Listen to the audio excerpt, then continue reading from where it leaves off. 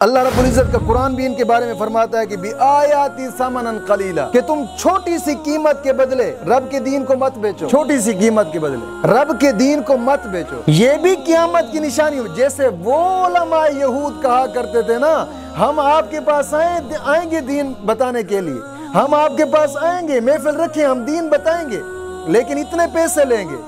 اور آج بھی وہ مولوی بہار شریعت جو ہم نے سبق پڑھنا تھا وہ ہے قیامت کی نشانیاں۔ دوستو، بے شک زمین و آسمان اور جن و انس ملک سب ایک دن فنا ہونے والے ہیں، صرف ایک اللہ رب العزت کے لیے ہی ہمیشگی ہے، اور دنیا کے فنا ہونے سے پہلے چند نشانیاں ظاہر ہوں گی۔ آقا کریم صلی اللہ تعالی علیہ وسلم کا فرمان مبارک بھی ہے، اور یہ دنیا کوئی ہمیشہ کے لیے رہنے کی جگہ نہیں ہے، ہمیشہ کے لیے رہنے کا یہ گھر نہیں ہے۔ اللہ رب العزت کا قرآن کریم فرماتا ہے نا، کل من علیہا فان ویبقى وجہ ربک ذو الجلال والاکرام۔ تو دوستو، جب یہ دنیا فنا ہوگی تو دنیا کے فنا ہونے سے پہلے چند نشانیاں ظاہر ہوں گی۔ یہ نشانیاں قیامت کی نشانیاں ہیں۔ یاد رکھیے گا کہ قیامت کا وہ دن کہ جو 50,000 سال کا ایک دن ہوگا، اور اس دن نفس و نفسی کا عالم ہوگا، کوئی نفس دوسرے نفس کو پہچانتا نہیں ہوگا، اور پھر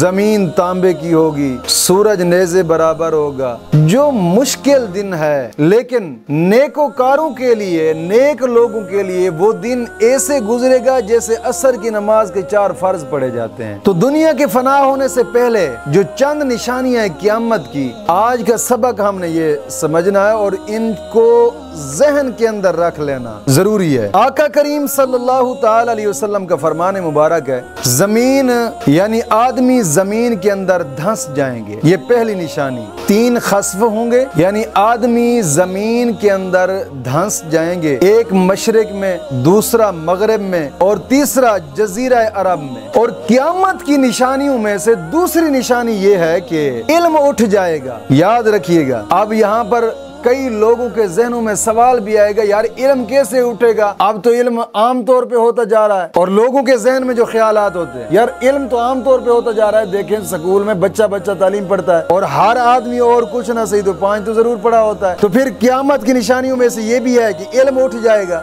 علم سے مراد علم دین ہے، علم سے مراد علم دین، یعنی علم دین اٹھ جائے گا۔ دوسرا جو دنیا کا، یہ تو ایک جہالت کا علم ہے، اس میں تو کوئی خصوصیت نہیں ہے۔ اس علم کے اندر دنیا کا علم ہے، وہ مادی علم جسے کہا جاتا ہے۔ حقیقت میں علم جو ہے وہ یہ ہے جو نبی کریم صلی اللہ تعالی علیہ وسلم کا فرمان مبارک ہے، اور اللہ رب العزت کا فرمان ہے، فرمایا علم اٹھ جائے گا۔ اس کا مطلب یہ ہے کہ علماء اٹھا لیے جائیں گے نا۔ علماء تو اب بھی ہیں، کیونکہ علماء 2 قسم کے ہوتے ہیں، ایک ہوتے ہیں علماء حق، ایک ہوتے ہیں علماء سو۔ علماء حق یہ ہوتے ہیں کہ جو صرف اور صرف رب کے دین کی خاطر اپنی زندگی کا حصہ صرف کر دینا، یہ علماء حق ہے۔ اور علماء سو جن کو دنیا پرست علماء کہا جاتا ہے، جن کو صرف اور صرف دنیا کی پڑی ہوتی ہے۔ آج جناب علی، اللہ رب العزت کا قرآن بھی ان کے بارے میں فرماتا ہے کہ بِآیَاتِ ثَمَنًا قَلِيلًا، کہ تم چھوٹی سی قیمت کے بدلے رب کے دین کو مت بیچو، چھوٹی سی قیمت کے بدلے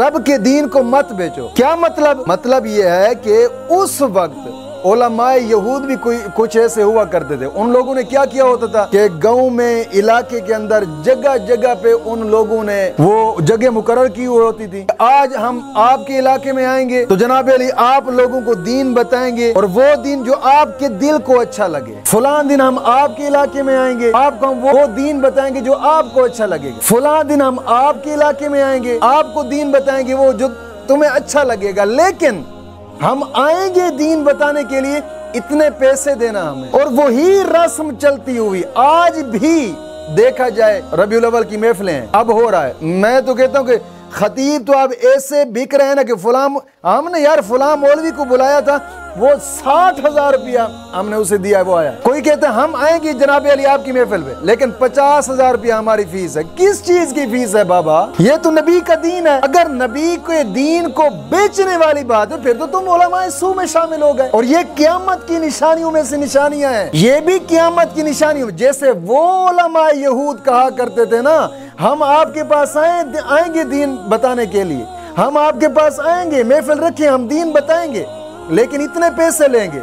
और आज भी वो मौलवी, हम आपके पास आएंगे जी, हमारी 60,000 रुपए फीस है जी, हम आपके पास आएंगे जी, हमारी 70,000 रुपए फीस। आप ऐसे खतीब बिक रहे हैं मौलवी के जैसे जनाब अली मंडी के ऊपर भैंसे बिक रहे होते। ये 80,000 का है, ये जनाब अली 70,000 का है, ये 90,000 का है, ये 1,00,000 रुपए, लाख तक फीसें हैं। और अल्लाह फरमाता है बिआयाती समनन कलीला, एक जगह पे फरमाया बिआयातिल्लाहि समनन कलीला, कि तुम अल्लाह की आयतों को छोटी सी कीमत के बदले न बेचो। ये जो दीन को बेचते हैं, दीन को बेच कर खाने वाले, यही तो उलमाए सू हैं। और इन्हीं के बारे में अल्लाह रब्बुल इज्जत के कुरान ने फरमाया ना। और ये याद रखिएगा, अब कई सवालात ये भी उठ सकते हैं, भाई यार अगर इनका दीन बताना अल्लाह को पसंद नहीं था तो फिर ये जिंदा क्यों है, या फिर ये इनको दीन की समझ क्यों आई, या फिर जनाब अली ये इनको दीन कैसे हासिल हुआ। सारे सवाल ज़हन में उठ सकते हैं। पहली बात के अगर अल्लाह को पसंद नहीं था, इनको दीन की समझ कैसे आई? तो इसका जवाब ये है बाबा, इनको दीन की समझ ही नहीं है। अगर दीन की समझ आती तो दीन को बेचते भी ना। दूसरी बात, अगर रब को पसंद नहीं था तो फिर इन्होंने दीन की तबलीग क्यों है?